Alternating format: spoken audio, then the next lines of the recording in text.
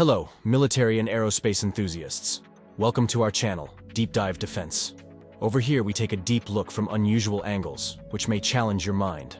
So let's dive right in.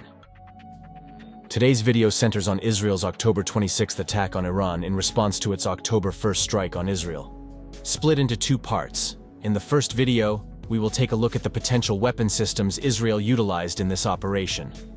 Later, in the second video on the operation, we will look at how it likely was conducted, what was targeted, and what the implications are.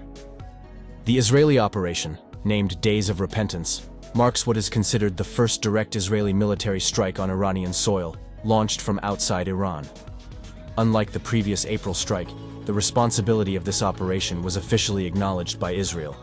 While Israel's April attack remains obscure given the limited information, the latest strike appears far more direct, with Israel employing advanced military-grade weapons instead of what likely was covert sabotage assets like incendiary quadcopters. Both incidents have limited public data, and the exact events remain unknown. The April strike is covered in a separate video, link above. Israel took no responsibility for this earlier operation, which targeted an Iranian S-300 fire control radar in Isfahan. The absence of significant damage and lack of ground deformation indicated that most probably no air-launched ballistic missiles were employed, despite the presence of Blue Sparrow missile boosters found in Iraq. The Blue Sparrow air-launched ballistic missile variant was known as a target missile, but the strike demonstrated to Iran that a weaponized variant exists. A few days before the October 26 strikes, an alleged U.S. intelligence document surfaced, detailing the scope and systems Israel is preparing to deploy in its operation. It referenced 3 weapons: 2 air-launched ballistic missiles and a secret long-range drone which can potentially be armed with standoff weapons. Among these, the known ROX missile was listed along with the unknown Golden Horizon, likely the mentioned weaponized form of the Blue Sparrow target missile. Golden Horizon is believed to utilize the Blue Sparrow booster as a first stage combined with a maneuverable re-entry vehicle, enabling atmospheric glide and precise targeting. The Golden Horizon represents a significant technological leap, even over advanced Israeli air-launched systems like the ROX and Air-Lora missiles, which were only recently disclosed.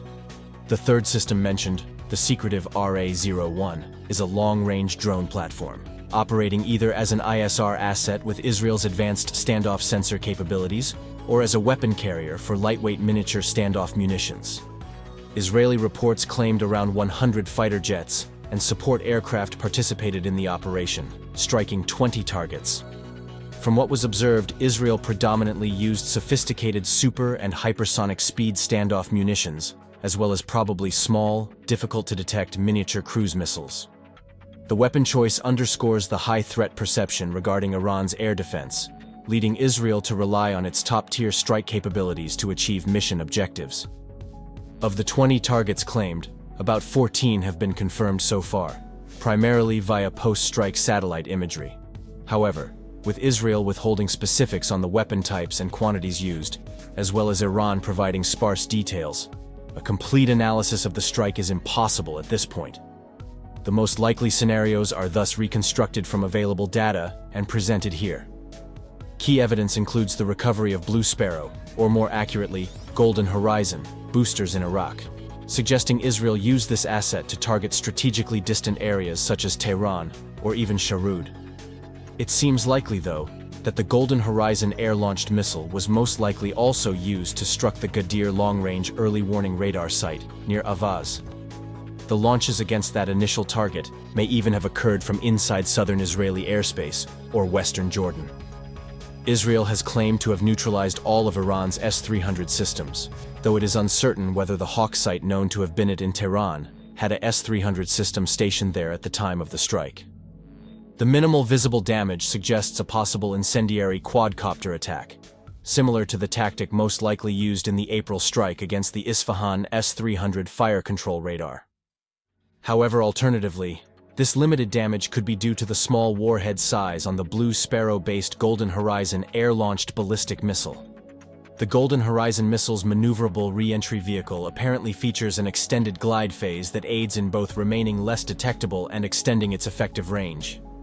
This glider decelerates substantially after re-entering denser atmospheric layers, causing it to travel at lower supersonic instead of hypersonic speeds, which reduces its infrared signature, making it less visible and glowing during descent. This slower, lower infrared signature glide phase allows for more accurate targeting, but also makes it more vulnerable to lower kinematic performance air defense systems. Despite this, the glider's small size and its limited warhead size likely contributed to its capacity to evade detection and penetration of air defenses. Late detection of high-speed targets stresses the missile defense system's reaction time and can so operationally defeat it. Information on the exact number of air-launched ballistic missiles intercepted by Iranian defenses versus those that hit their intended targets remains undisclosed. What is known is Israel's claim of 20 total targets, 14 of which have been confirmed, and the involvement of around 100 Israeli fighter jets, easily capable of firing at least 50 to 100 air-launched ballistic missiles, considerably more than the damage observed post-strike. The minimal visible interceptions attempts from Iran's air and missile defense systems suggest that the Golden Horizon missile may be particularly challenging to detect and react to.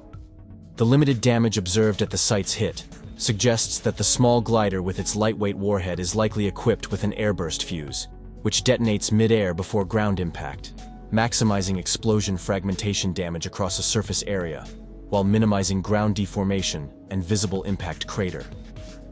For Iran, this implies that Israel has developed a weapon that is challenging to detect and intercept, one capable of threatening soft targets without posing a substantial risk to hardened structures. Shortly after the strike, footage allegedly from the Lebanese coast surfaced, showing what looks like a high-endurance flying wing drone, fitting the RA-01 description form the alleged US intel leaks.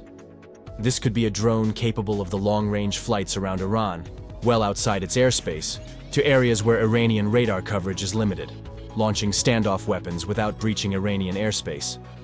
While air-launched ballistic missiles likely have the range to reach the distant Sharud site, there is speculation and rumors that low-flying miniature cruise missiles were utilized, approaching from the north.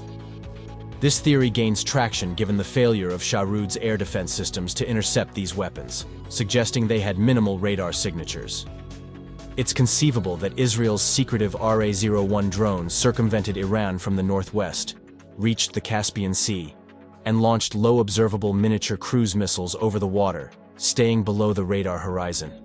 These cruise missiles, potentially flying for about 200 kilometers, could have then evaded Sharud's air defenses to impact the soft sheet metal structures there, producing a relatively large visual damage signature despite their small size.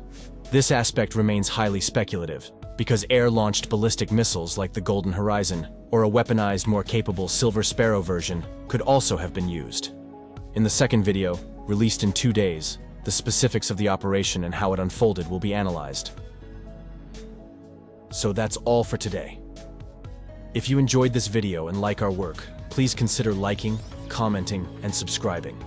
We will try our best to answer your comments. Your support would be greatly appreciated and motivates to produce more content in the future. Thank you, and have a great day.